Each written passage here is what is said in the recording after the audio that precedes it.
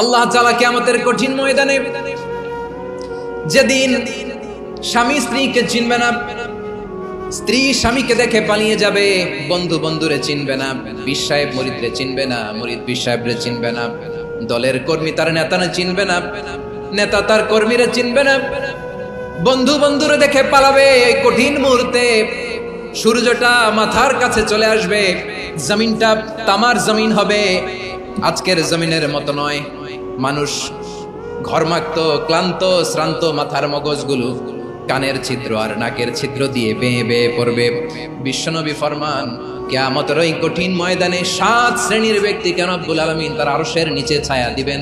তার মধ্যে প্রথম শ্রেণীর ব্যক্তি হলো ইমামুন আদিল, যে ইনসাফের সাথে বিচার করে, যে জাস্টিস সমাজে সার্ভ করে, যে সুশাসন নিশ্চিত করে, ওই ইমামুন আদিল। আদিল শব্দটা বুঝছেন না? ইন্নাল্লাহা ইয়া'মুরু বিল আদল, পাইছেন?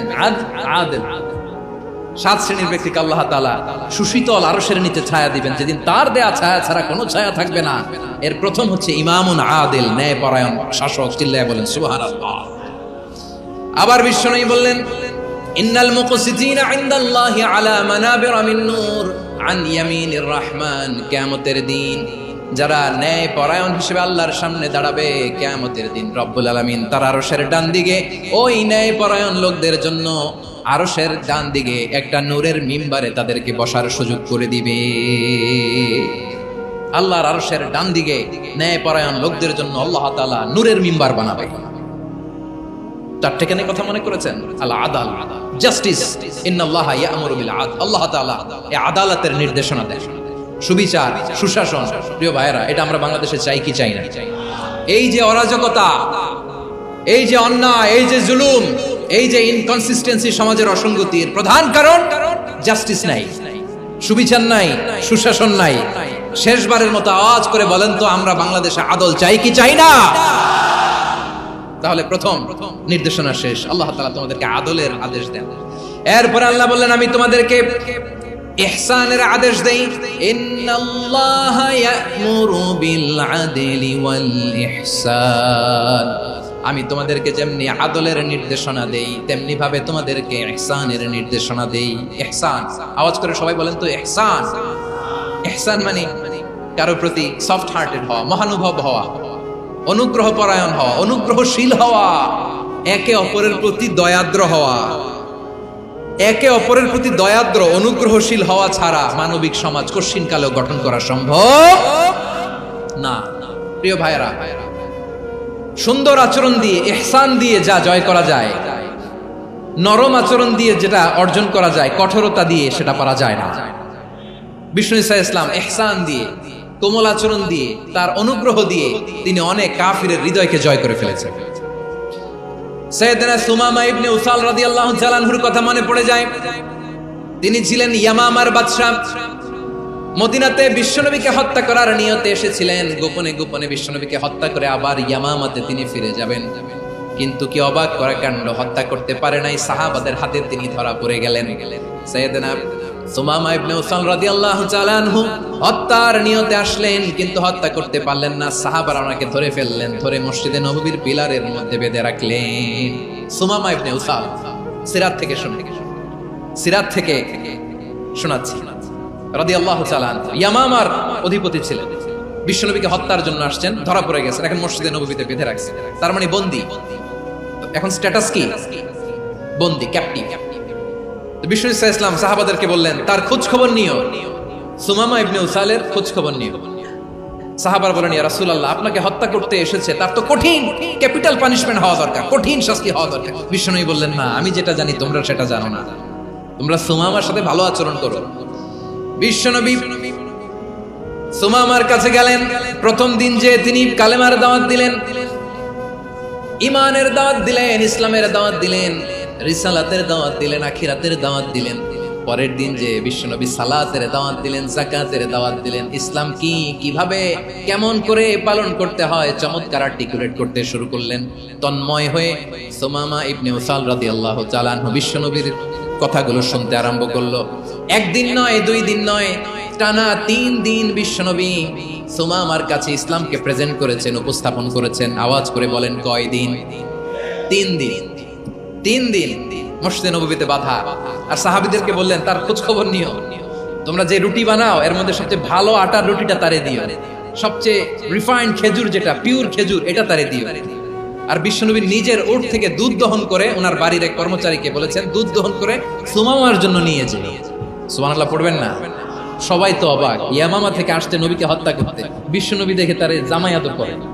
একদিন নয়, 2 দিন নয়, টানা 3 দিন বিশ্বনবী এভাবে সুমামার কাছে যে ইসলামকে প্রেজেন্ট করতে আরম্ভ করলেন, ইসলামকে উপস্থাপন করতে শুরু করলেন, আর তাকে চমৎকার এন্টারটেইনমেন্ট আপ্যায়ন দিতে আরম্ভ করলেন। টানা 3 দিন যখন ইসলামের দ্য বিউটিজ অফ ইসলাম, ইসলামের সুমহান বাণী সৌন্দর্য তার কাছে উপস্থাপন শেষ, তাকে আপ্যায়ন শেষ, বিশ্বনবী বললেন সাহাবাদেরকে যাও এবার সুমামার হাতের পায়ের রশি দুটো খুলে দাও। সাহাবারা তর্ক জুড়ে দিলেন, লা ইয়া রাসূলুল্লাহ, এমনটা করবেন না তো, ভয়ঙ্কর ভয়ঙ্কর খুনি, কি জানি কি হয়ে যায়। বিশ্বনবী বললেন না, তার হাতে পায়ের রশিগুলো খুলে দাও। সাহাবারা বিশ্বনবীর কথা মতো তার হাতে পায়ের রশিগুলো খুলে দিল। সুমামা মুহূর্তের মধ্যে মসজিদে নববী থেকে বের হয়, ইয়ামামায় ফিরে না যে মসজিদে নববীর পাশে একটা খেজুর বাগান ছিল সেখানে চলে গেলেন। সেখানে একটা ছোট্ট কুয়া ছিল, কুয়ার পানি দিয়ে তিনি গোসল করলেন। সুবহানাল্লাহ পড়েন। কুয়ার পানি দিয়ে গোসল করে মসজিদে নববীর সামনে এসে বিশ্বনবী এবং সাহাবাদের সামনে দাঁড়িয়ে সাব্বাবা উঁচু করে বললেন, আশহাদু আল্লা ইলাহা ইল্লাল্লাহ ওয়া আশহাদু আন্না মুহাম্মাদান আবদুহু ওয়া রাসূলুহু। আমি সাক্ষ্য দিচ্ছি আল্লাহ ছাড়া কোনো ইলাহ নাই, আর মুহাম্মদ আল্লাহ তাআলার প্রেরিত বান্দা এবং রাসূল। প্রিয় ভাইরা, ইহসান দিয়ে যা জয় করা যায়, কঠোরতা দিয়ে সেটা কঠিনকালেও জয় করা যায় না। আওয়াজ করে বলেন ঠিক কি না? এবার সুমামা দাঁড়িয়ে বলে, ওগো নবী, আমি তো কালিমা পড়ে মুসলমান হয়ে গেলাম, এবার শোনেন, এই মুহূর্তের আগে আপনার চেহারার চাইতে নিকৃষ্ট কোনো চেহারা আমার কাছে ছিল না, কিন্তু শাহাদা পাঠ করার পরে আপনার চেহারার চাইতে উত্তম শ্রেষ্ঠ কোনো চেহারা আমার কাছে আর নাই। ও নবী, আজকের দিনের আগে ইসলাম ধর্মের চেয়ে নিকৃষ্ট অপছন্দনীয় কোনো ধর্ম আমার কাছে ছিল না, কিন্তু এই মুহূর্ত থেকে ইসলামের চেয়ে সেরা শ্রেষ্ঠ পছন্দনীয় কোনো ধর্ম আমার কাছে নাই। নবী গো, আজকের দিনের আগে মদিনার চাইতে অপছন্দনীয় নিকৃষ্ট কোনো শহর আমার কাছে ছিল না, কিন্তু এই মুহূর্তের পর থেকে মদিনার চাইতে কোনো শ্রেষ্ঠ শহর আমার জানা নাই। সে ছিল গমের বড় ডিলার, গম বেচতো। কি বেচতো? তার গম কিনে মক্কার লোকেরা রুটি খাইতো। সে ঘোষণা দিল, আজকে থেকে মক্কাবাসীদের জন্য সব গম আমি হারাম করে দিলাম, মক্কাবাসী এখন না খেয়ে মরে। সুবহানাল্লাহ পড়বেন না? মক্কাবাসী বিশ্বনবীর কাছে আসলেন, এসে বললেন, মুহাম্মদ, আমরা তো তোমার ভাই, তোমার চাচা, তোমার ভাতিজা, তোমার আত্মীয়, তুমি সুমামারে বলো সে যেন আবার গমের সাপ্লাই মক্কার জন্য অনুমতি দিয়ে দেয়। বিশ্বনবীর অনুমতি ক্রমে সুমামা আবার মক্কাতে গম পাঠাতে শুরু করলো। পড়েন সুবহানাল্লাহ। ইহসান, ইহসান দিয়ে আপনি যেটা জয় করতে পারবেন, you can win the heart of your enemies. ইহসান দিয়ে আপনি আপনার শত্রুর হৃদয়কে জয় করতে পারবেন। এজন্য আল্লাহ বললেন, ওয়া আনফিকু ফি সাবিলিল্লাহি ওয়া লা তুলকু বিআইদিকুম ইলাত তাহলুকা ওয়া আহসিনু ইন্নাল্লাহা ইউহিব্বুল মুহসিনিন। তোমরা আল্লাহর রাস্তায় দান করবে আর নিজেরা নিজেদেরকে ধ্বংসের হাতে ঠেলে দিও না। তোমরা একে অপরের প্রতি ইহসান করবে, কারণ ইহসানকারীদেরকে আল্লাহ বড় ভালোবাসেন। সুবহানাল্লাহ পড়েন। আবার সূরা রহমান আল্লাহ বললেন, হাল জাযাউল ইহসানি ইল্লাল ইহসান ফাবিআইয়ি আলা, সবাই পড়েন, ফাবিআইয়ি আলাই রাব্বিকুমা তুকাযযিবান। ইহসানের প্রতিদান হিসেবে ইহসানি হয়।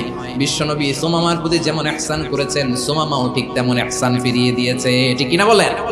তাহলে 1 নম্বরে হচ্ছে ন্যায় বিচার, 2 নম্বরে সবাই বলেন ইহসান, সদাচরণ। ইহসান 2 ধরনের প্রিয় ভাইরা, ইহসান ফিল ইবাদা, ইহসান ফিল মুআমালা। ইহসান ফিল ইবাদা হচ্ছে একাগ্র অনুভবে ইবাদতে ডুব দেওয়া, এর নাম ইবাদতের ইহসান। সুবহানাল্লাহ পড়ুন।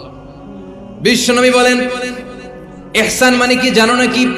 হাদিসে জিবরিলে সাইয়েদনা জিবরিল আলাইহিস সালাম বিশ্বনবীকে বললেন, আখবিরনি আনিল ইহসান। নবী আমাদেরকে বলেন ইহসান মানে কি?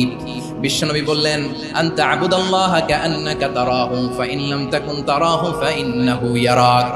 ইহসান মানে হলো এমন ভাবে তুমি আল্লাহর সামনে নিজেকে উজাড় করে ইবাদত করবে, তুমি ভাববে তুমি আল্লাহকে দেখতে পাচ্ছ। আর এটা যদি ভাবা তোমার জন্য কঠিন হয়ে যায়, অন্তত এতটুকু তুমি ভাববা যে আল্লাহ তোমাকে দেখতে পাচ্ছেন। ঠিক কিনা বলেন? ও আমার বীর চট্টলার ভাইয়েরা, কেউ যেটা দেখে না সেটা দেখে কে? এই বিশ্বাস হৃদয়ের মধ্যে আছে? নামাজে যখন দাঁড়ান এই ফিলিংসটা আনা যাবে?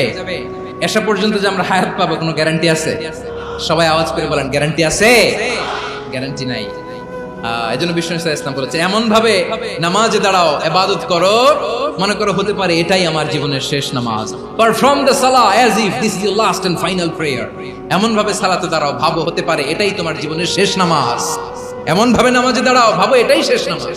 তাহলে নামাজে একাগ্রতা বাড়ায় দিবে কে? ফলে ইবাদতের ইহসান আমাদের অর্জিত হবে। আর মুআমালাতে ইহসান হলো, বিশ্বনবী বলেন, ইন্নাল্লাহা তাবারাকা ওয়া তাআলা কাতাবাল ইহসানা আলা কুল্লি শাই, ফাইদা কাতালতুম ফাআহসিনুল কিতলা ওয়া ইযা যাবাহতুম ফাআহসিনুদ যাবহা ওয়া লিয়ুহিদ্দা আহাদুকুম শাফরাতাহু ওয়া লিয়ুরিহ যাবিহাতাহু। ইহসান দুই ধরনের, আওয়াজ করে বলতে হবে কয় ধরনের? একটা হচ্ছে ইহসান ফিল ইবাদা, ইবাদতে ইহসান। ইবাদতে ইহসান কি? একাগ্র অনুভব দিয়ে ইবাদত করা, মন প্রাণ দিয়ে ইবাদত করা। আর মুআমালাতে ইহসান কি? সব কাজে, দৈনন্দিন কাজে, কর্মে, সামাজিক অ্যাক্টিভিটিতে কোমলতা প্রদর্শন করা, অনুগ্রহের সাথে সবকিছু করা। আল্লাহ তাআলা ইন্নাল্লাহা তাবারাকা ওয়া তাআলা কাতাবাল ইহসানা আলা কুল্লি শাই, তিনি সবকিছুর ব্যাপারে ইহসানকে আবশ্যক করেছেন। সবকিছু, মুমিনের সব কাজে ইহসানের পরশ থাকবে। ওয়া ইযা কাতালতুম ফাআহসিনুল কিতলা, বিষ্ণু বলেন তুমি যখন কাউকে হত্যা করো ইহসানের সাথে করো। সুবহানাল্লাহ পড়বেন না? যখন হত্যা করো তখনও ইহসানের সাথে। আচ্ছা, হত্যা করবো আবার ইহসান আসবে করতে করে, তো মেরেই ফেলবো আমি। আল্লাহ, ও ভাই একজন খুন করেছে, খুনি, রাষ্ট্রীয় আইনে তার শাস্তি হয়েছে ডেথ পেনাল্টি, মৃত্যুদণ্ড। এখন মৃত্যুদণ্ড দেখে আপনি যেমনি মন চায় তেমনি মারবেন লোকটারে? ওর নাক কেটে ফেলতে পারবেন? ওর কান কাটতে পারবেন? ওর চোখ উপড়ে ফেলতে পারবেন আপনি? যেমন মন চায় তার অঙ্গহানি করা যাবে না। ইহসানের সাথে তাকে হত্যা করো। সুবহানাল্লাহ, this is Islam. This is the true essence of Islam. Wa idha dhabhtum fahsinu dhabha, যখন জবাই করবে তখনও ইহসানের সাথে জবাই করবে। করব জবাই, ওইখানেও নাকি ইহসান। আচ্ছা, কুরবানির দিন আমরা পশুগুলোরে কি করি বলেন সবাই আওয়াজ করে? জবাই। জবাই মানে তো এটার মেরেই ফেলতেছি, একটু পরে তো টুকরো টুকরো করে গোশতগুলো খাবো, এটা তো খাবো, এটা তো মেরেই ফেলবো। বিষ্ণু বলে না, জবাইয়ের মধ্যেও, মুমিনের জবের ভেতরেও ইহসানের পরশ থাকা চাই। যখন জবাই করবে প্রাণীটাকে হাত পা টাইট করে বেঁধে নাও, ছুরিটাকে শার্পেন করে নাও, ধারালো করে নাও, যাতে অল্প সময়ে জবাইটা হয়ে যায়, প্রাণীটা যাতে কম কষ্ট পায়। সুবহানাল্লাহ পড়ে। দিস ইজ কল্ড ইহসান। আল্লাহ তাআলা যেমনি আদলের আদেশ করেছেন, ন্যায় বিচার, জাস্টিস এনশিওর করতে বলেছেন, সমাজে ইহসানের ব্যবহার, ইহসানের অনুশীলন তিনি করতে বলেছেন। এজন্য মুমিনের প্রতিটি কাজে, আমার চট্টগ্রামের ভাইরা আমার দিকে তাকান, খেয়াল করে শুনুন, মুমিন জীবনের প্রতিটি কাজে ইহসানের পরশ থাকা চাই।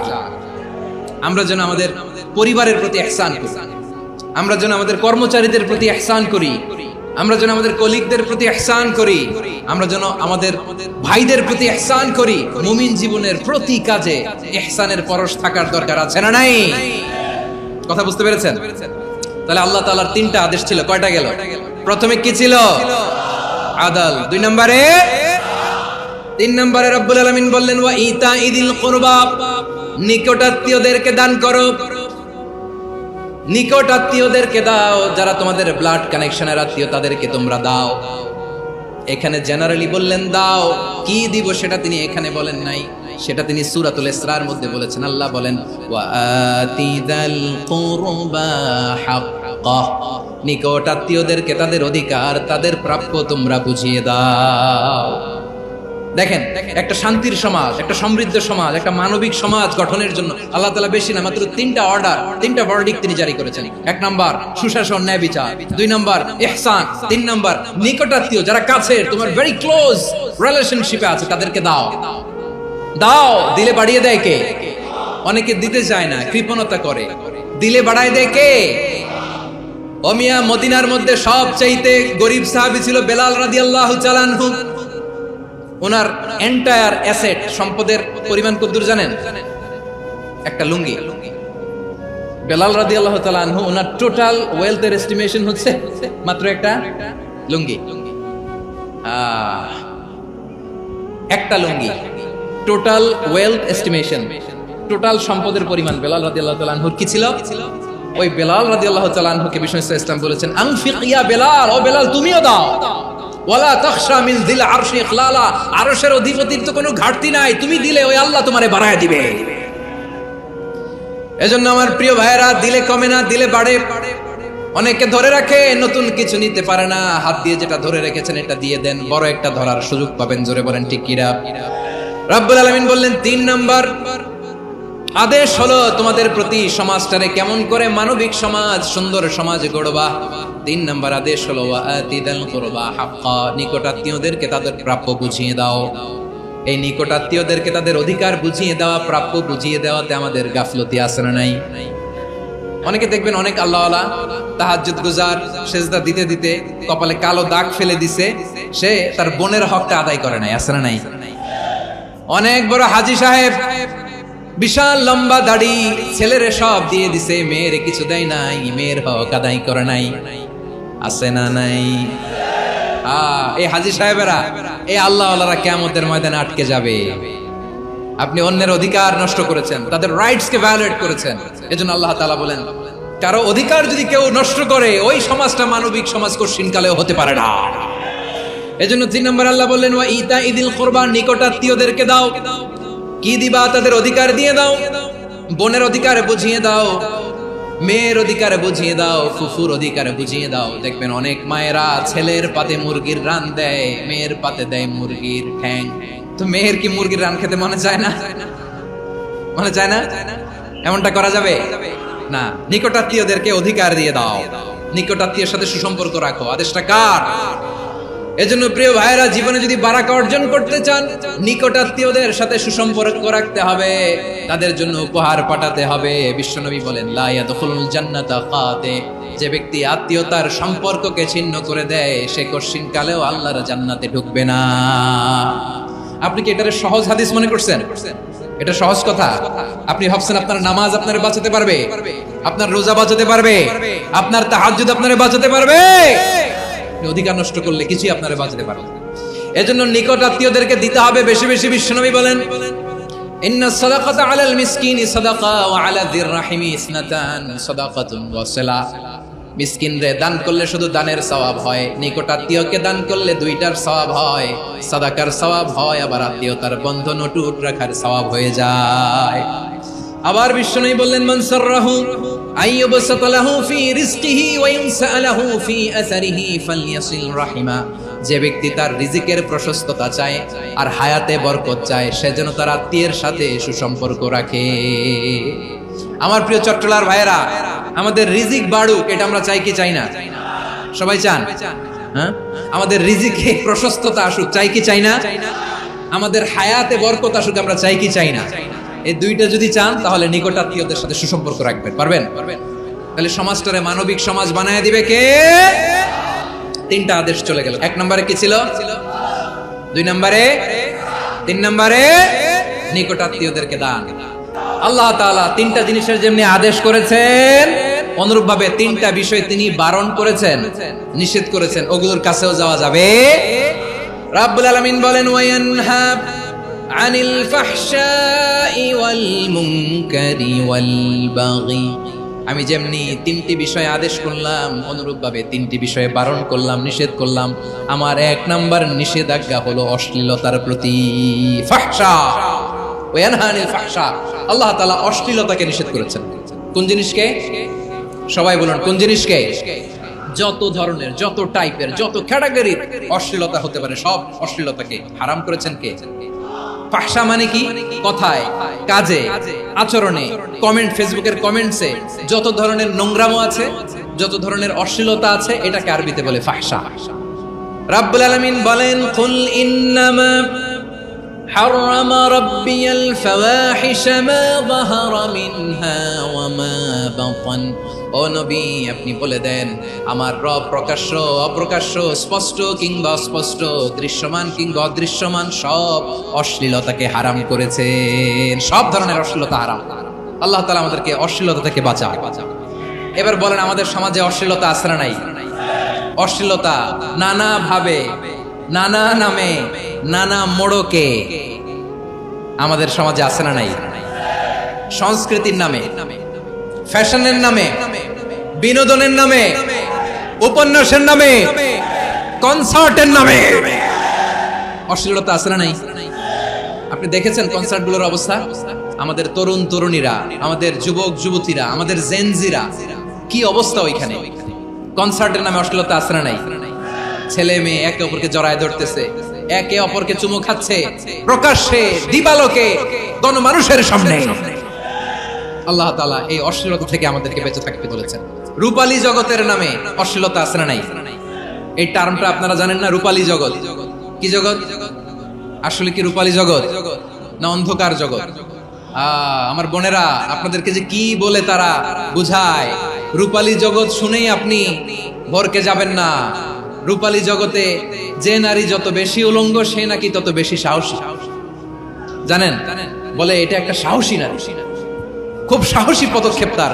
যত বেশি শরীর থেকে কাপড় নামাতে পারবে, যত বেশি বস্ত্রহীন হয়ে নিজেকে প্রেজেন্ট করতে পারবে, সে নাকি তত বেশি সাহসী।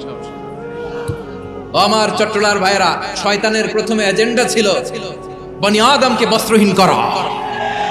সে আদম এবং হাওয়া আলাইহিস সালামকে নিষিদ্ধ গাছের ফল খাইয়ে তাদেরকে বস্ত্রহীন করেছে।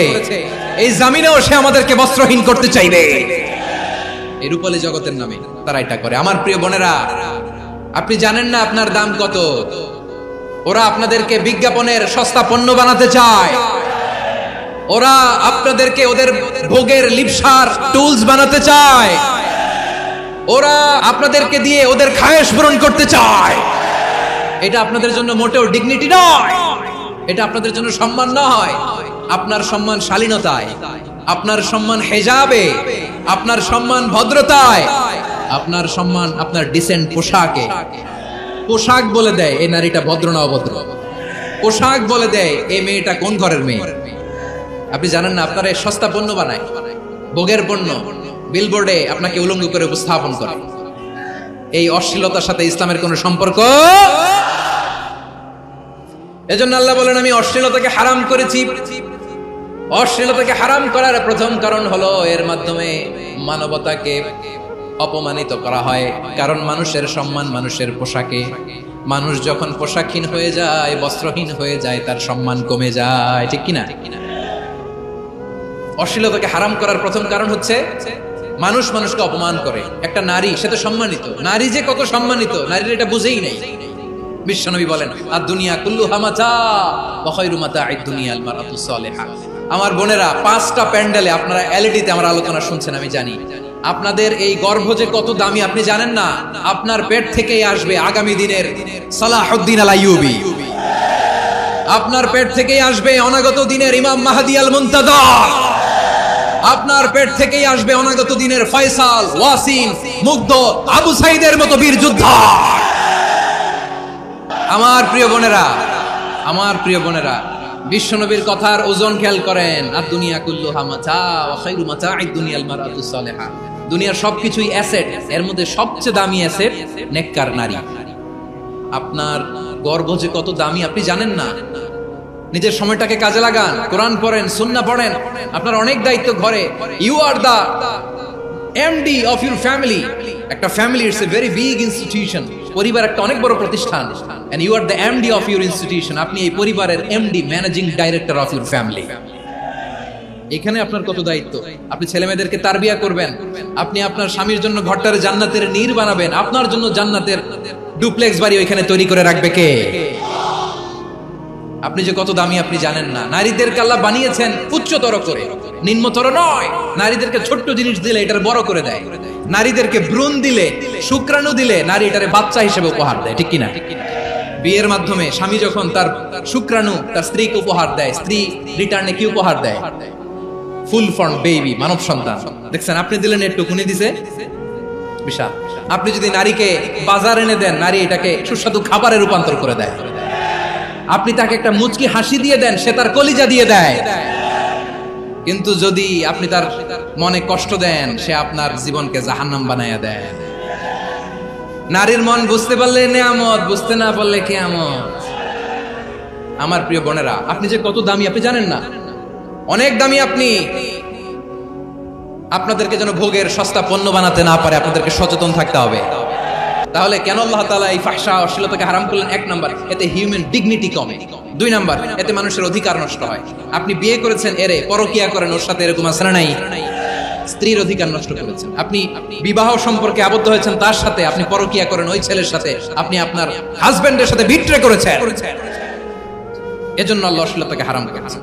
অশ্লীলতাকে হারাম করার আরেকটা কারণ হচ্ছে আল্লাহ তাআলা এই হিউম্যান জেনারেশনকে এটাকে প্রিজার্ভ করতে চায়। হিফজুন নাসল, এটা মাকাসিদুশ শরিয়ার অনেক গুরুত্বপূর্ণ একটা মাকাসিদ, অনেক গুরুত্বপূর্ণ। আপনার নাসল, আপনার জেনারেশনকে সংরক্ষণ করা। এই যে আসতেছে ফেব্রুয়ারি, কত ফেব্রুয়ারি জানো? এটা কি বিশ্ব ভালোবাসা দিবস? হ্যাঁ, কি দিবস? এই বিশ্ব ভালোবাসা দিবসের সাথে মুসলমানদের কোনো সম্পর্ক নাই। আমার প্রিয় ভাইরা, এই যে আপনি অবৈধ সম্পর্কে জড়ালেন, কেন আল্লাহ অশ্লীলতাকে হারাম করেছে দেখেন। বলতেছিলাম যে এটা আপনার নাসল, আপনার জেনারেশন, আপনার লিনিয়েজ, আপনার বংশকে প্রিজার্ভ করা। কে কার বাবা, কে কার মা, বাবা মা জানা, প্রজন্মকে প্রিজার্ভ করা, এটা ইসলাম ওয়াজিব করে দিয়েছে। এই যে অবৈধ সম্পর্কের কারণে, বিশ্ব বেহায়া দিবসের কারণে, এগুলোর আউটকাম, আউটপুট হিসেবে মাঝে মাঝে এই ঢাকা মেডিকেলের ডাস্টবিনে নবজাতকের বাচ্চার কান্নার আওয়াজ শুনতে পাওয়া যায়। চট্টগ্রাম মেডিকেলের ডাস্টবিনে নবজাতকের কান্না শুনতে পাওয়া যায়। বীর চট্টলার মুসলমানেরা বুঝতে পারলে আওয়াজ করে বলেন, এই যে চট্টগ্রাম মেডিকেলে যে নবজাতকটা পাওয়া গেল, ওর বাবাকে আমাকে বলেন, ওর মাকে, ও কোন ফ্যামিলির সন্তান কেউ জানে? আপনি হিউম্যান ডিগনিটিকে অপমান করেছেন না? আপনি তার ভবিষ্যৎকে অন্ধকার করেছেন না? আপনি তার লিনিয়েজকে প্রশ্নবিদ্ধ করে দিয়েছেন না? এই জন্য আল্লাহ তাআলা অশ্লীলতাকে আমাদের জন্য হারাম করে দিয়েছেন। পড়েন সুবহানাল্লাহ। এই জন্য রব্বুল আলামিন বলেন, কুল ইন্নামা হারামা রাব্বিয়াল ফাওয়াহিশা মা যাহারা মিনহা ওয়া মা বাতান। প্রকাশ্য অপ্রকাশ্য সব অশ্লীলতাকে হারাম ঘোষণা করে দিয়েছে কে? আবার দুনিয়ার বুকে যারা অশ্লীলতার প্রসার করে তাদের জন্য শাস্তি মজুদ রেখেছে কে? রব্বুল আলামিন বলেন, ইন্নাল্লাযীনা ইউহিব্বুনা আন তাশিআল ফাহিশাতু ফিল্লাযীনা আমানু লাহুম আযাবুন আলীমুন ফিদ দুনিয়া ওয়াল আখিরাতি ওয়াল্লাহু ইয়ালামু ওয়া আনতুম লা তা'লামুন। নিশ্চয়ই যারা বিশ্বাসীদের মাঝে অশ্লীলতার প্রচার প্রসার করতে চায় তাদের জন্য আমি মর্মন্তুদ শাস্তি প্রস্তুত করে রেখেছি, দুনিয়াতেও রেখেছি, আখিরাতেও রেখেছি। ঘোষণাটা কার? যারাই নাটকের নামে, সিনেমার নামে, রূপালী জগতের নামে, মুভির নামে, ওটিটি প্ল্যাটফর্মের নামে আমার সমাজে অশ্লীলতা ছড়াতে চায় তাদের জন্য কঠিন মর্মন্তুদ শাস্তি মজুদ রেখে দিয়েছে কে? ও আমার বোনেরা, এখনো আপনি জাগবেন না? এখনো আপনার চিন্তার দুয়ারে এখনো নাড়া পড়ে নাই? ওরা আপনাকে উলঙ্গ বানাতে চায়, ওরা আপনাকে আইটেম গার্ল বানাতে চায়। এজন্য ইসলাম অশ্লীলতাকে হারাম করেছে। হারাম। ইসলাম বলেছে যোজন যোজন দূরে থাকো, ওরা বলে না কাছে আসো, কাছে আসার গল্প, ক্লোজ আপ ওয়ান, কাছে আসার গল্প আছে না নাই? তাহলে অশ্লীলতার সাথে আমাদের কোনো সম্পর্ক? সবাই বলতে পারেননি, আওয়াজ করে বলুন, অশ্লীলতার সাথে আমাদের কোনো সম্পর্ক? আমরা এই সমস্ত ক্লোজ আপ ওয়ান, কাছে আসার গল্পের প্রোগ্রামে যাব? আমরা কোন ধরনের অশ্লীল কন্টেন্ট সোশ্যাল মিডিয়ায়, টিভিতে দেখব? কি যুগ যে আমরা কাটাচ্ছি আপনি কল্পনা করতে পারবেন না। পর্ন ইন্ডাস্ট্রি, নারী পুরুষের বস্ত্রহীন যুগল দৃশ্য, এটাকে দিয়ে ওরা কোটি ডলারের ইন্ডাস্ট্রি বানিয়েছে। পুরো মানব ইতিহাসে এরকম জঘন্য সময় মানব ইতিহাস পার করে নাই। পর্ন এটা ইন্ডাস্ট্রি হয়ে গেছে। আমাদের এই যুবকগুলো, জেনজিগুলো, ওদের চরিত্র বাঁচাবে কি করে? কেমন করে হেফাজত করবে ওদের এই মূল্যবান চরিত্র? আমার প্রিয় ভাইরা, এই অশ্লীলতার দ্য লেটেস্ট ভার্সন হচ্ছে LGBTQ, শরীফ থেকে শরীফা। শুনছেন আপনারা? দেখতে পুরুষ, আসলেই পুরুষ, সুস্থ একজন পুরুষ, 4 সন্তানের বাবা, বলে আমি মনে মনে নারী। দেখতে নারী, সুস্থ নারী, আসলেই সে দিব্যি একজন নারী, বলে আমি মনে মনে পুরুষ। সবচেয়ে ভয়ঙ্কর অশ্লীলতার সবচাইতে লেটেস্ট ভার্সন হচ্ছে এই ট্রান্সজেন্ডারিজম। সুস্থ পুরুষ তার বায়োলজিক্যাল গ্রোথকে হরমোন দিয়ে স্টপ করে দিয়ে সে সার্জারি করে নারী হতে চায়, সুস্থ নারী পুরুষ হতে চায়। পুরুষের প্রতি সেক্সুয়ালি আকর্ষণ বোধ করে, এটা লূত আলাইহিস সালামের কওমের মধ্যে ছিল। এটাকে আল্লাহ কোরআনে ফাহিশা বলেছেন। ওয়ালুতান ইয ক্বালা লিকাওমিহি আতাতুনাল ফাহিশাতা মা সাবাকাকুম বিহা মিন আহাদিম মিনাল আলামিন। লূত আলাইহিস সালাম বললেন, তোমরা কি এমন এক অশ্লীল কার্যক্রমে ডুব দিলে নাকি যেটা গোটা বিশ্বের কেউ কখনো করে নাই, তোমরাই প্রথম করেছো। পড়েন নাউযুবিল্লাহ। এই পশ্চিমের এই রোগ আমার দেশে যেন আসতে না পারে, আমাদের সজাগ থাকতে হবে। প্রিয় ভাইরা, চিল্লায় বলেন ঠিক কিনা? পশ্চিমের অবস্থা ভয়ঙ্কর। পাশ্চাত্যে আমি যুক্তরাষ্ট্রে ছিলাম অনেকদিন, কয়েক মাস, বিভিন্ন স্টেটে ঘুরেছি। গার্ডিয়ানরা উদ্বিগ্ন, ছেলে মেয়েদেরকে, ছোট্ট ছেলে মেয়ে, ওদেরকে জিজ্ঞেস করে, তুমি how do you feel right now inside yourself? তুমি ভিতরে ভিতরে কেমন ফিল করো? তোমার কি ছেলে ছেলে লাগে না মেয়ে মেয়ে লাগে? আচ্ছা বলেন, এই ছোট্ট বাচ্চাটা ওকে এগুলো জেন্ডার অ্যাসাইনমেন্ট বলতে এগুলো কিছু বুঝে? এইভাবে মিসগাইড করা হচ্ছে। কৌতূহল বশত ছোট্ট ছেলে যদি বলে আমার তো মেয়ে মেয়ে লাগে, তখন বলে যে না তুমি মেয়ে, ছেলে না। মা বাবা বাধা দিলে ওকে আলাদা গভর্নমেন্ট হাউসে নিয়ে যায়। ভয়ঙ্করতম অবস্থা। আমরা একটা সময় শুনতাম, হুজুর আমার ছেলেটা খুব ভালো, হাফেজে কোরআন, আল্লাহওয়ালা। হুজুর আমার ছেলে দাড়ি রাখছে, আল্লাহওয়ালা। হুজুর আমার ছেলে 5 ওয়াক্ত সালাত জামাতের সাথে পড়ে, তার মানে আল্লাহওয়ালা। পশ্চিমে যে আমি কি শুনছি জানেন? ওরা বলে হুজুর আমার ছেলেটা ইউনিভার্সিটির একটা মেয়ের সাথে প্রেম করে, ও খুব আল্লাহওয়ালা, হুজুর দোয়া করবেন। এর কারণ ওদের কাছে আল্লাহওয়ালার ক্রাইটেরিয়া হচ্ছে, হুজুর আমার ছেলেটা আরেক ছেলের পছন্দ করে নাই, আমার মেয়েটা আরেক মেয়েকে ভালোবাসে নাই, এজন্য আমার ছেলেটা আল্লাহওয়ালা, হুজুর ওর জন্য একটু দোয়া করে দিয়ে। কি চ্যালেঞ্জ ওরা ফেস করতেছে।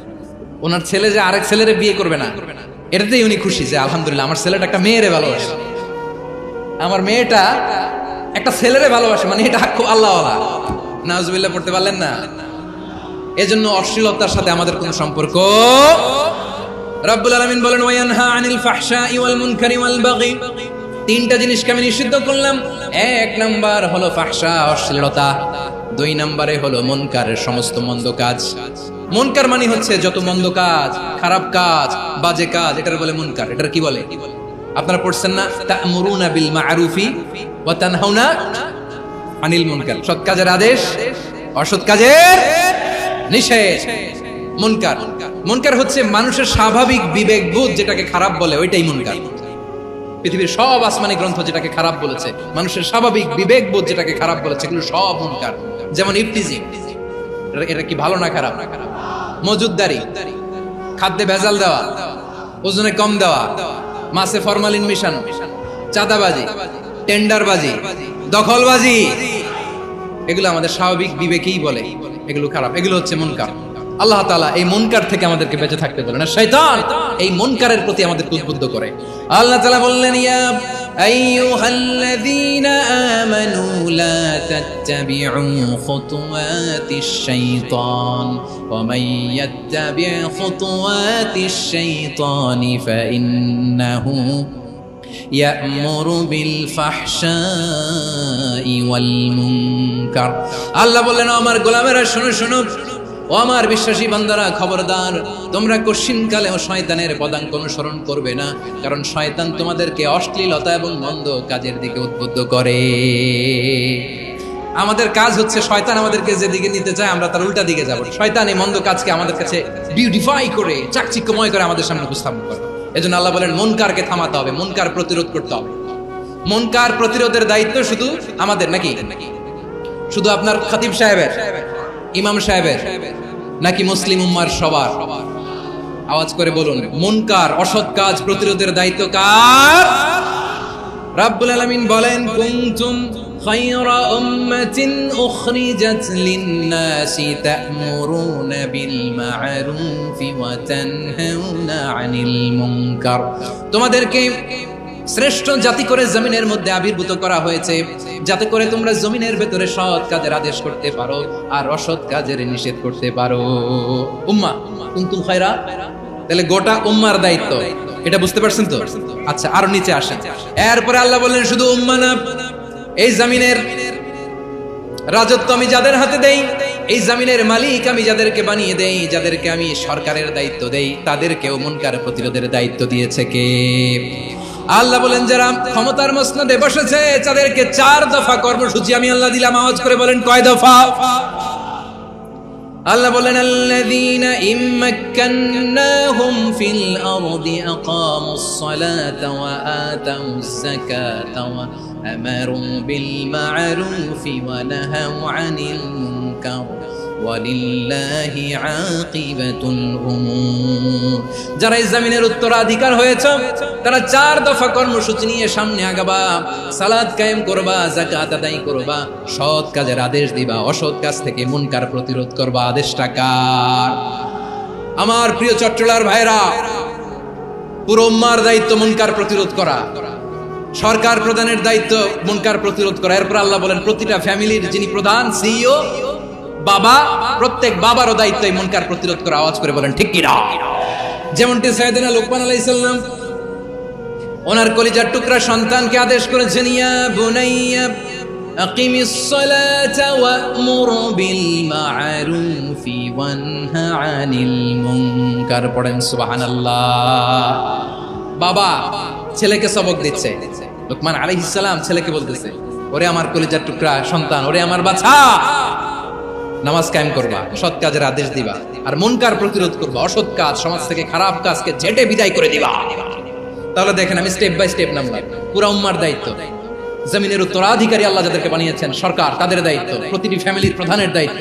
এরপর বিশ্বনবী বলেন সচেতন প্রতিটি মুসলিমের দায়িত্ব সমাজ থেকে মুনকারকে উৎখাত করা। বিশ্বনবী বলেছেন, মান রাআ মিনকুম মুনকারান ফালিয়ুগাইয়িরহু বিয়াদিহি فإن لم يستطع فبلسانه وإن لم يستطع فبقلبه وذلك أضعف الإيمان।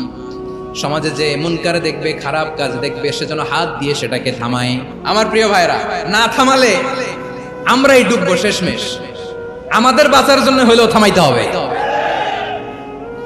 রব্বুল আলামিন বলেন, ওয়াত্তাকু ফিতনাতাল লা তুসিবান্নাল্লাযীনা যালামু মিনকুম খাসসা। ও আমার গোলামেরা, ওই আযাবকে ভয় করো যে আযাব যখন আমি জমিনের বুকে পাঠাই শুধু জালেমদেরকেই মারি না, আলেমদেরকেও মারি। আযাব যখন আসে তখন শুধু জালিমই মরে না, আলেমও মরে। জানেন মুসা আলাইহিস সালামের পায়ে একবার লাল পিঁপড়া, তো উনি রেগে মেগে পাশি দেখে লাল পিঁপড়ার বাসা, পা দিয়ে ডলে মুছে সবগুলো পিঁপড়া মেরে ফেলছে। এই ঘটনাটা আল্লাহ ঘটিয়েছেন এজন্য মুসা আলাইহিস সালাম ছিলেন কালিমুল্লাহ, সরাসরি আল্লাহর সাথে কথা বলতেন। তিনি আল্লাহকে জিজ্ঞেস করেছিলেন, আল্লাহ তুমি যখন কোনো জনপদে আযাব পাঠাও, শাস্তি দাও, ওখানকার শুধু জালেমরাই তো মরে না, ভালো মানুষগুলোও মরে, তো আযাব দিবা মুশরিকদের উপর দিবা, অবাধ্যদের উপর দিবা, ভালো মানুষগুলোরে মারো কেন? আল্লাহ বলেন, মুসা তোমার যে কামড় দিছিল পায়ের মধ্যে পিঁপড়া, কয়টা পিঁপড়া? একটা পিঁপড়া, তো সবগুলারে মারলা কেন? রেগে মেগে পুরো পিঁপড়ার বাসা ভেঙে ম্যাসাকার করলা কেন? আমি যখন অ্যাকশনে যাই, আমি যখন শাস্তি দেই, তখন এত বাস বিচার করা হয় না, বাস বিচার করা যায় না। যখন অ্যাকশনে যাওয়া হয় ওইটা ডাইরেক্ট অ্যাকশন হয়ে যায়। চিল্লায় বলো ঠিক কি না? এজন্য আমাদের বাঁচার জন্য হলেও এই পাপ থামাতে হবে, এই শয়তানের অট্টহাসি থামাতে হবে, অন্যায় অপরাধ সমাজ থেকে আমাদের থামাতে হবে। কারণ আযাব আসলে ওরাও মরবে, আমরাও মরবো। একটা জাহাজ 2 তলা, আপনি আছেন 2য় তলায়, নিচের তলার কিছু লোক জাহাজের তলা ছিদ্র করতে আরম্ভ করছে। কি ছিদ্র করতেছে? আচ্ছা, জাহাজের তলা ছিদ্র করলে তলা দিয়ে কি ঢুকে? এখন আপনি যদি বলেন আমার কি, আমি তো 2 তলায়, আমি তো ভালো আছি, ওরা ছিদ্র করে ওরা মরবে। আসলে কি শুধু ওরা মরবে? তলা দিয়ে যখন পানি ঢুকবে, জাহাজ ঢুকলে আপনিও মরবেন। এজন্য নিজে মরার আগে ওই পাগলগুলোর নিচ তলায় যে থামাতে হবে। চিল্লায় বলেন ঠিক কি না?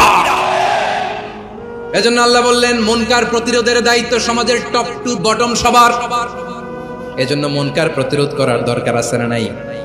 সমাজে এই যে ইফটিজিং হয়, আপনার বোনের বয়সী একটা মেয়েকে কিছু বখাটে টিটকারি করে, এই বলে সেই বলে, নোংরা কথা বলে, রাস্তায় দেখেও আপনি পাশ দিয়ে না দেখার মতো চলে যান কেন? আপনি দাঁড়ান না কেন? আপনি দাঁড়ালেই তো থেমে যাবে, কারণ সত্যের যে শক্তি তার সামনে মিথ্যা মুখ থুবড়ে পড়ে। আপনার সামনেও কিছুই না, নাথিং। আপনি দাঁড়ান, ওকে প্রশ্ন করেন যে আমার বোনকে তুমি ডিস্টার্ব করো কেন? আপনাকে দেখে আরো 5 জন দাঁড়াবে, 5 জনকে দেখে আরো 10 জন দাঁড়াবে। আমাদের নীরবতা আর আমাদের নিশ্চুপ থাকাই জালিমদেরকে আরো শক্তিশালী জালিম বানিয়েছে। এজন্য মুনকার প্রতিরোধের দায়িত্ব আমাদের সবার। টেন্ডারবাজি, চাঁদাবাজি, দুর্নীতি, অপরাধ, দখলদারিত্ব, মজুদদারি, এগুলো সবকিছু একসাথে প্রতিরোধ করতে হবে। ঠিক কিনা বলেন? একটা মানবিক সমাজ যদি চাই, প্রতিরোধ করতে হবে। প্রিয় ভাইয়েরা, আল্লাহে আল্লাহর শপথ নিয়ে বলি, এই নাসিহাতগুলো সবার জন্য, সব দলের জন্য, সব মতের মানুষের জন্য। আমরা কোনো দলের প্রতি মানুষকে ডাকি না, আমরা ডাকি ইসলামের দিকে। সব দলের, সব মতের, সব মানুষদেরকে আমরা আহ্বান জানাই, আসুন আমরা একটা সুন্দর সমাজ বিনির্মাণ করি। এই যে নতুন বাংলাদেশের এক সুযোগ এসেছে, আর জীবনে হয়তো আসবে না, সামনের 100 বছর এই সময় আসবে না। আসুন দেশটাকে আমরা সাজাই, আসুন আমরা দুর্নীতি বন্ধ করি, আসুন আমরা চাঁদাবাজি বন্ধ করি, আসুন আমরা দখলদারিত্ব বন্ধ করি, আসুন আমরা এক দল আরেক দলকে নিশ্চিহ্ন করার যে রাজনীতি এটা বন্ধ করি। সব দলের প্রতি আমার আহ্বান, আমরা চাঁদাবাজ মুক্ত বাংলাদেশ চাই, জুলুম মুক্ত বাংলাদেশ চাই, ফ্যাসিজম মুক্ত বাংলাদেশ চাই, গুণ খুন খারাপি মুক্ত বাংলাদেশ চাই, আমরা নতুন ভোরের বাংলাদেশ চাই। ওই বাংলাদেশ পাওয়ার জন্য মুনকার প্রতিরোধে, অন্যায় প্রতিরোধে যদি বাঘের বাচ্চার মতো, আবু সাইদের মতো 2 হাত উঁচু করে বুককে টান টান করে প্রসারিত করে দাঁড়াতে হয়, রাজি আছো মুসলমান? রাব্বুল আলামিন বলেন, ওয়ায়ানহা আনিল ফাহশাই ওয়াল মুনকারি ওয়াল বাগি ইয়াইদুকুম লাআল্লাকুম তাযাক্কারুন। আল্লাহ বললেন, আমি অশ্লীলতাকে নিষেধ করি, আমি সব ধরনের মন্দ কাজকে নিষিদ্ধ করি, সব শেষে আমি সীমা লঙ্ঘনকে তোমাদের জন্য নিষিদ্ধ করি। নিষিদ্ধ করেছেন কয়টা জিনিস? 1 নম্বরে অশ্লীলতা, 2 নম্বরে মুনকার তথা সব মন্দ কাজ, 3 নম্বরে আল বাগি, সীমা লঙ্ঘন, ক্রসিং দ্য লিমিট। সীমা লঙ্ঘন করা ভালো না। We all should know our limits. চিল্লায় বলেন ঠিক কিনা? একই আয়াতে আল্লাহ বললেন, قل إنما حرم ربي الفواحش ما ظهر منها وما بطن والإثم والبغي بغير الحق। অন্যায় ভাবে যে অবাধ্য হয়, যে সীমা লঙ্ঘন করে, তাদেরকেও আমি এটা হারাম করে দিলাম। সীমা লঙ্ঘন করা হারাম। আল্লাহ বারবার বারবার আমাদেরকে ওয়ার্নিং দেয়। যখন আমরা থামি না তখন আল্লাহ ধরে, আর যখন ধরে তখন ছাড়ে না। ধরে ধরে ধরে না, ধরলে আল্লাহ। ফেরাউনকে কিন্তু হুট করে ধরে নাই, আপনারা জানেন 9 বার ওয়ার্নিং দিয়েছে। ফেরাউনকে আল্লাহ তাআলা ওয়ার্নিং দিয়েছিল কয়বার? রাব্বুল আলামিন বলেন, ওয়ালাকাদ আতাইনা মূসা 9 আয়াতিন বাইয়িনাত। 9টা মুআজিজা দেখিয়েছি, 1 2 3 বারবার এইভাবে রিমাইন্ডার, ওইভাবে রিমাইন্ডার, এইভাবে নাসিহাত, ওইভাবে দাওয়া। ফাকুলা লাহু কাওলান লাইয়িনা, নরম করে বলো, সফট করে বলো, যত ওয়ে হতে পারে দাওয়া মেথডোলজি। মুসা আলাইহিস সালামের সব অ্যাপ্লাই শেষ, 10ম বারে যে আল্লাহ ধরছে। 10ম বারে যে ধরেছে। এজন্য আল্লাহ বলেন, আমি সীমা লঙ্ঘনকে পছন্দ করি না। কোরআনের অন্য আয়াতে বাগীকে বলা হয়েছে আল ইতিদা, সীমা লঙ্ঘন যারা করে তাদেরকে আল্লাহ বলেছেন মুতাদিন। ওয়াকাতিলু ফি সাবিলিল্লাহিল্লাযীনা ইউকাতিলুনাকুম ওয়া লা তা'তাদু ইন্নাল্লাহা লা ইউহিব্বুল মুতাদিন। আমি সীমা লঙ্ঘনকারীদেরকে কোশ্চিনকালেও পছন্দ করি না। আমরা যেন সীমা লঙ্ঘন না করি, রাজি আছেন তো? যে কোনো ক্ষেত্রে ইবাদতে যেন সীমা লঙ্ঘন না করি। অনেকে আমরা ইবাদতে সীমা লঙ্ঘন করে ফেলি। বিশ্বনবী সাল্লাল্লাহু আলাইহি ওয়াসাল্লাম যেটা শিখিয়েছেন, এর বাইরে যে অতিরিক্ত বুজুর্গ হতে চায়, এরকম আছে না নাই? কোন ক্ষেত্রে সীমা লঙ্ঘন করা যাবে, এমনকি যুদ্ধ ক্ষেত্রেও না। বিশ্বনবী সাল্লাল্লাহু আলাইহি ওয়াসাল্লাম বলেন, খবরদার যুদ্ধ ক্ষেত্রেও সীমা লঙ্ঘন করো না। কি সুন্দর ইসলাম আমরা পেয়েছি। বিশ্বনবী বলেন, খবরদার যুদ্ধের ময়দানে কোনো নারীর গায়ে হাত তোলো না, কোনো শিশুর গায়ে হাত তোলো না, কোনো গবাদি পশু হত্যা করো না, কোনো শস্য ক্ষেত্র ধ্বংস করো না, ইবাদতরত অন্য ধর্মের কোনো সন্ন্যাসীর গায়ে হাত তোলো না। বলেন সুবহানাল্লাহ। তাহলে আমরা সীমা লঙ্ঘন করতে পারবো? প্রিয় ভাইরা, একটা সুখী, সমৃদ্ধ, শান্তির সমাজ, মানবিক সমাজ যদি আমরা গঠন করতে চাই, আমাদের আল্লাহর দেয়া কয়টা আদেশ মানতে হবে বলেন দেখি? আর বেঁচে থাকতে হবে কয়টা জিনিস থেকে? আল্লাহর আদেশ কি? 1 নাম্বার আদাল, ন্যায়পরায়ণতা। আমরা সুবিচার, সুশাসন, ন্যায় বিচার চাই কি চাই না? 2 নম্বরে কি ছিল? মাশাআল্লাহ, আমরা যেন সবার প্রতি দয়া পরবশ হই, ইহসান করি। 3 নম্বরে কি ছিল? নিকটাত্মীয়দের দান করা, তাদের অধিকার প্রাপ্য বুঝিয়ে দেওয়া। পাশাপাশি 3টা জিনিস থেকে আল্লাহ বারণ করেছেন, নিষেধ করেছেন। তার প্রথমটা ফাহশা, অশ্লীলতা। অশ্লীলতার সাথে আমাদের কোনো সম্পর্ক। 2 নম্বর নিষেধাজ্ঞা কি ছিল? আল মুনকার, সমাজের যত মন্দ কাজ এগুলোকে আমরা প্রতিরোধ করব। রাজি আছেন তো সবাই? 3 নম্বরে আল বাগী, সীমালঙ্ঘন। কোন মুসলিম সীমালঙ্ঘন করে না। রাব্বুল আলামিন শেষে বললেন, ইয়াইদুকুম লাআল্লাকুম তাযাক্কারুন। আল্লাহ তোমাদেরকে উপদেশ দেন যাতে তোমরা শিক্ষা গ্রহণ করো। আমরা উপদেশ দেব, আমরা জোর করে কাউরে কিছু মানাতে চাই না। লা ইকরাহা ফিদ্দিন ওয়া যাক্কির ফাইন্না যিকরা তানফাউল মুমিনিন। উপদেশ দিলে এটা মুমিনদের কাজে দেয়। লাস্তা আলাইহিম বিমুসাইতির ইন্নামা আনতা মুযাক্কির। নবী হে, আপনি রিমাইন্ডার দাতা, আপনি উপদেশ দিবেন। আমরাও বিশ্বনবীর এই হাদিসগুলো থেকে, কোরআনের আয়াত থেকে রিমাইন্ডার, এই কথামালা বাণী বাহক হিসেবে এই বাণীগুলো আপনাদের সাথে কাছে পৌঁছে দিলাম। আমরা আল্লাহ তাআলার কাছে প্রার্থনা করি, আল্লাহ আমরা যেন আদল দিয়ে আমাদের সমাজকে গঠন করতে পারি। আল্লাহ আমরা যেন ইহসান করতে পারি, আমরা যেন নিকটাত্মীয়দের দান করতে পারি। আল্লাহ যত ধরনের অশ্লীলতা, অনাচার, মন্দ কাজ, সীমালঙ্ঘন, অবাধ্যতা থেকে যেন আমরা বেঁচে থাকতে পারি। আল্লাহ তাআলা আমাদের সবাইকে কথাগুলো বোঝার ও আমল করার তৌফিক দান করুক। হাযা মা ইনদি ওয়াল ইলমু ইনদাল্লাহ আলাইহি তাওয়াক্কালতু ওয়া ইলাইহি উনীব। সুবহানাকাল্লাহুম্মা বিহামদিকা আশহাদু আল্লা ইলাহা ইল্লা আনতা আস্তাগফিরুকা ওয়া আতুবু ইলাইক।